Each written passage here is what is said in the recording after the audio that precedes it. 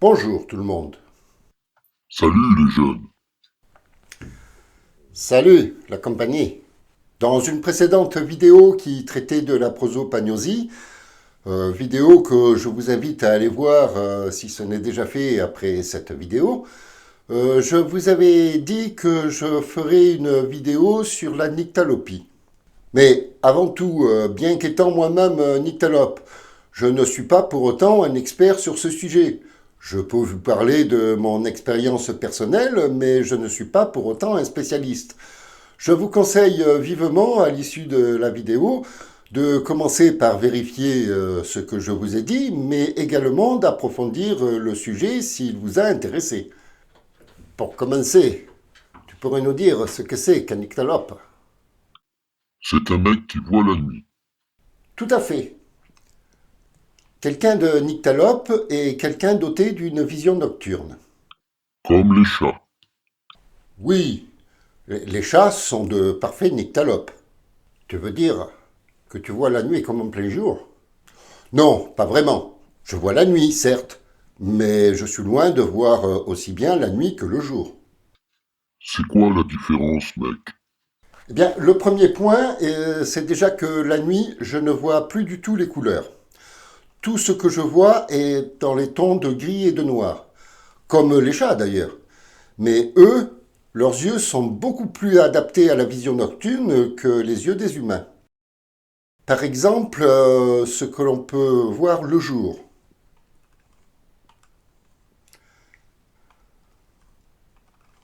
Ce que la plupart des gens peuvent voir la nuit sans éclairage. Et ce que peut voir un nyctalope.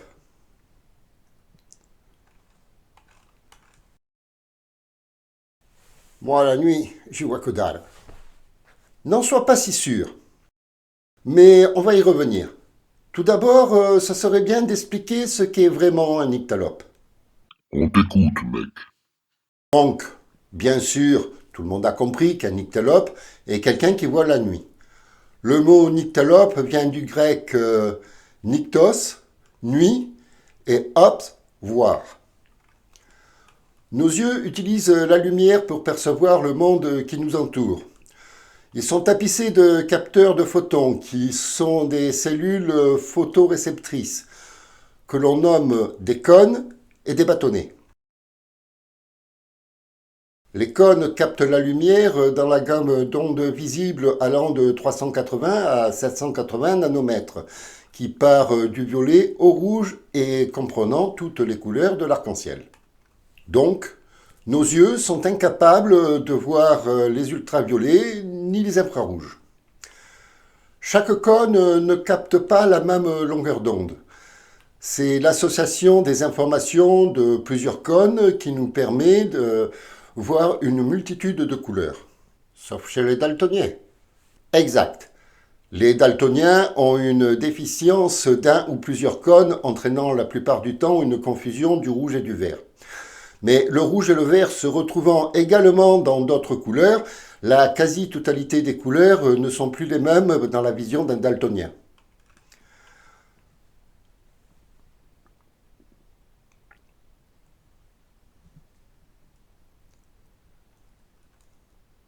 En revanche, il voit beaucoup mieux les contrastes. Mais est-ce qu'il voit mieux la nuit? Pas forcément. Nos yeux captent les longueurs d'onde de la lumière visible. Les daltoniens ont des cônes déficients, mais ne captent pas plus de lumière pour autant. Mais explique-moi un truc. C'est la lumière qui donne la couleur aux choses? Pas exactement. C'est la lumière qui révèle les couleurs. Lorsque des photons viennent frapper un objet, une partie des ondes est absorbée par cet objet et l'autre partie ricoche jusqu'à tes yeux. Et c'est ce que tu vois est la gamme d'ondes qui revient jusqu'à tes yeux. Les cônes retransmettent les ondes au cerveau qui reconstitue l'image. Un peu comme un radar. Exactement. C'est un bon exemple. Nos yeux fonctionnent comme des radars qui captent les ondes dans la gamme d'ondes visibles. Alors, pourquoi ça ne fonctionne pas la nuit? Tout simplement parce que la nuit, il y a beaucoup moins de lumière. Il y a donc beaucoup moins de photons qui viennent ricocher sur ce qui nous entoure.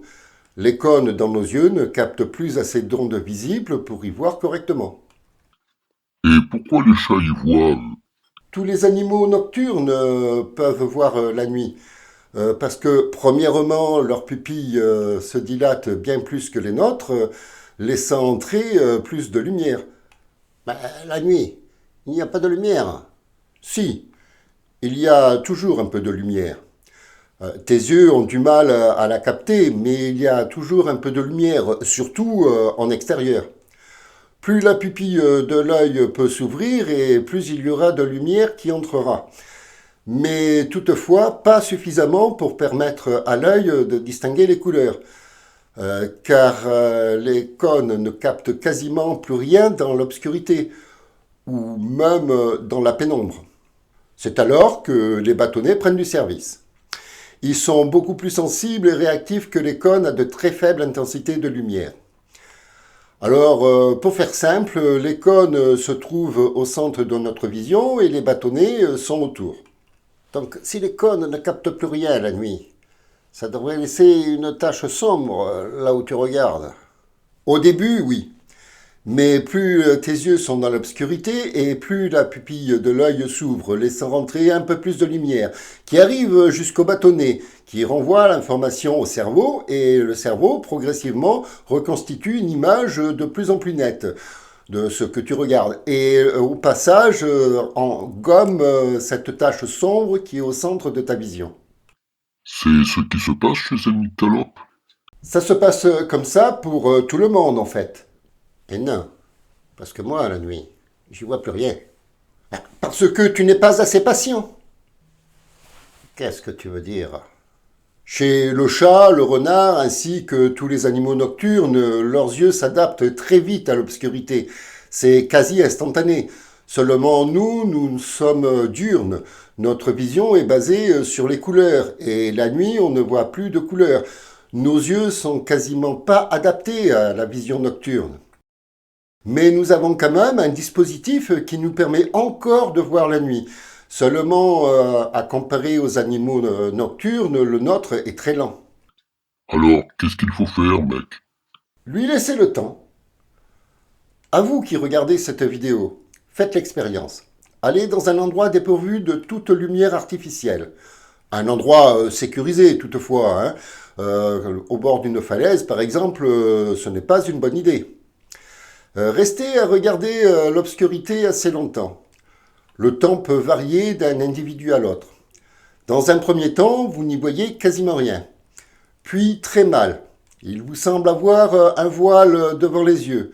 Puis, petit à petit, ce voile s'estompe de plus en plus. Et vous allez commencer à voir des formes. Formes qui vont être de plus en plus précises. Et au final, votre vision vous permettra de voir suffisamment pour vous déplacer tout en évitant les obstacles éventuels. Alors, ne faites pas ça non plus n'importe comment. Choisissez un endroit le plus sécurisé possible pour éviter toute forme d'accident. Ça va de soi. Donc, d'après toi, tout le monde serait nyctalope. La plupart d'entre nous sont capables de voir la nuit, plus ou moins bien. Alors non, on ne voit pas la nuit comme en plein jour. Non, on ne voit pas les couleurs. On ne voit pas très bien les contrastes, mais on peut tout de même y voir assez pour se déplacer. Alors, pourquoi certaines personnes sont nyctalopes et pas d'autres? En fait, il y a surtout plusieurs paramètres à prendre en compte. Plus tes yeux ont de bâtonnets et plus ta vision nocturne sera bonne. Plus tes pupilles auront la capacité de s'ouvrir et plus tu y verras avec une très faible luminosité. Mais la grande différence, c'est que chez les nyctalopes, ce processus est sans doute beaucoup plus rapide. Comment ça? On estime qu'il faut attendre de 3 à 30 minutes selon les différentes personnes pour que la vision nocturne permette de se déplacer dans l'obscurité. Pour moi, ce n'est que de 10 à 30 secondes, alors que pour un chat, ça met moins d'un dixième de seconde. Tu pourrais nous expliquer pourquoi c'est plus rapide chez certaines personnes que chez d'autres? Oui, Premièrement, le temps d'ouverture de la pupille de l'œil diffère selon les individus. Comme les cônes sont au centre de l'œil, sans lumière, on ne voit plus rien. Mais plus tu vas sur le côté de l'œil et plus on trouve de bâtonnets. Les bâtonnets sont tout d'abord inactifs. C'est la rhodopsine qui leur permet d'être réactifs à de très faibles luminosités. C'est chimique en fait. Des réactions indépendantes de la lumière transforment un signal biochimique en un influx nerveux. Mais pour que les bâtonnets doivent se recharger en rhodopsine, ça peut mettre un peu de temps, plus ou moins long selon les personnes. Mais pour la plupart d'entre nous, la vision nocturne est possible. C'est aussi une histoire d'entraînement. Plus nos yeux s'habituent à voir dans l'obscurité et plus ils seront performants. Toutefois, il ne faut pas faire forcer sa vue. La vision nocturne nous permet de nous déplacer à une très faible luminosité, tout en évitant toute forme d'obstacle, mais ne nous permet pas de lire ou d'écrire, par exemple. On peut éventuellement y arriver, mais en faisant forcer les yeux, ce qui peut les fatiguer plus que nécessaire. C'est évident. La vue est l'un de nos sens les plus actifs. Lorsque l'obscurité vient, nous prive de cette vue, nous nous sentons vite perdus, d'où la peur du noir chez certaines personnes. On ne voit plus les différents obstacles, on se sent vulnérable, ce qui augmente un sentiment de peur ou tout au moins un sentiment de stress. Et très souvent, on ne laisse pas le temps à nos yeux à s'adapter à cette très faible luminosité. Mais laissez-leur le temps. Et pour une grande majorité de personnes, la vision nocturne prendra rapidement le relais à la vision diurne. Malheureusement, comme un peu tout dans le corps humain, en prenant de l'âge, cette faculté se perd un peu, mais reste tout de même assez active. Alors, je vais vous donner une petite astuce que l'on apprend entre autres dans l'armée. Ceux qui ont été militaires ou qui le sont encore l'ont sans doute appris. Pour améliorer votre vision nocturne, commencez par regarder au plus loin devant vous. Puis balayez du regard d'un côté à l'autre. Pas avec la tête, juste avec les yeux. Et comme les bâtonnets se trouvent sur le côté des yeux, le mouvement des yeux vous permettra de faire passer des parties claires devant votre vue, un petit peu comme si vous balayez avec une torche électrique, ce qui motive les bâtonnets à prendre de plus en plus leur fonction. Avec un peu d'entraînement, vous pourrez voir de mieux en mieux la nuit. Alors, certes, pas comme en plein jour, mais même par une nuit sans lune, on peut y voir assez bien pour se déplacer en toute sécurité. En revanche, respectez toujours un maximum de normes de sécurité. Ne pas chercher à faire ce genre d'expérience là où il y a trop de risques d'accident. Si vous marchez de nuit sur une route, même si vous y voyez très bien, pensez que les autres ne vous voient pas forcément. Un véhicule pourrait être surpris de vous voir au dernier moment. Eh bien, si vous avez apprécié cette vidéo, n'oubliez pas le traditionnel pouce en l'air. Que vous soyez nyctalope ou pas, vous pouvez laisser un commentaire, tout en restant sympa et courtois, bien sûr, ça va de soi. N'hésitez pas à partager cette vidéo avec celles et ceux que vous pensez être intéressés par ce sujet. Et puis, si vous suivez la chaîne sans être abonné, pourquoi ne le faites-vous pas? Un petit clic sur abonner, un autre sur la cloche de notification pour être averti de la sortie des prochaines vidéos et le tour est joué. Ce n'est peut-être qu'un petit détail pour vous, mais plus la chaîne aura d'abonnés, de partages, de commentaires, de pouces en l'air, et plus elle sera visible. Alors, si vous aimez ces vidéos, donnez un petit coup de pouce à la chaîne. Ça nous fera plaisir. Allez, salut la compagnie. Moi, dans le noir, je n'y vois plus rien. Mais ce soir, je vais essayer de faire ce qu'il dit. Peut-être qu'après tout, ce n'est pas que je n'y vois pas. Mais c'est peut-être que je ne sais pas regarder. Salut la jeunesse. Et pas besoin de voir la nuit pour regarder nos vidéos. Prenez toujours le temps et le plaisir de découvrir quelque chose de nouveau. Au revoir à toutes et à tous, et j'espère à très bientôt.